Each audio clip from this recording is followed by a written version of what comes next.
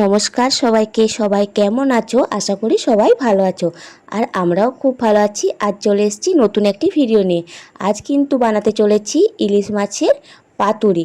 সেজন্য আমি কিন্তু মাছগুলো ধুয়ে নিয়ে চলে এসেছি।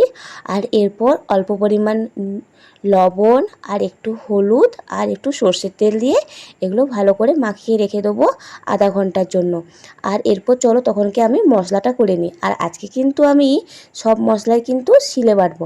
সেজন্য দেখো সাদা সর্ষে, কালো সর্ষে আর একটু পোস্ত আর নেব কাঁচা লঙ্কা। তোমরা চাইলে কিন্তু নারকেলও নিতে পারো, কিন্তু আমার হাতের কাছে নারকেল ছিল না, তাই আমি এই কটা উপকরণ দিয়েই কিন্তু আজকে আমার ইলিশ পাতুরি বানাবো। আর দেখো মশলা আমার বাটা হয়ে গেছে। এরপর কলা পাতায় দিয়ে ভালো করে একটু মাছটা যে মশলাটা তৈরি করেছিলাম সেটা ভালো করে মাছের সঙ্গে মাখিয়ে নিয়ে অল্প সরষের তেল আর কাঁচা লঙ্কা দিয়ে আমি এগুলো বেনে নিচ্ছিলাম। আমি কিন্তু 3টা করেছি, দেখো যেহেতু আমরা 3জন খাবো।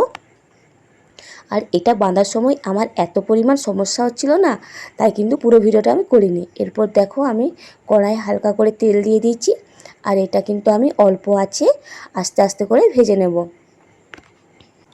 আর জানো, এটা হতে হতে তোমাদেরকে একটা কথা বলি। আমার ছেলে একদম মাছ খেতে চায় না, কারণ হচ্ছে বলে মাছের কাঁটা লেগে যাবে। আর ইলিশ মাছ খেতে কিন্তু খুব ভালোবাসে।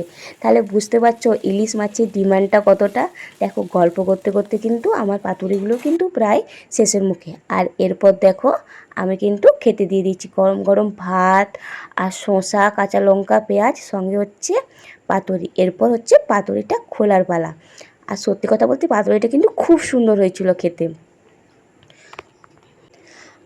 আর আমার এই ভিডিওটা তোমাদের কেমন লাগলো তোমরাও কিন্তু আমাকে কমেন্ট করে জানাবে। দেখো কত সুন্দর হয়েছে, আর এটা কিন্তু সিদ্ধও কিন্তু খুব সুন্দর হয়েছিল। টাটা। ভিডিওটা ভালো লাগলে একটা লাইক সাবস্ক্রাইব করে দেবে।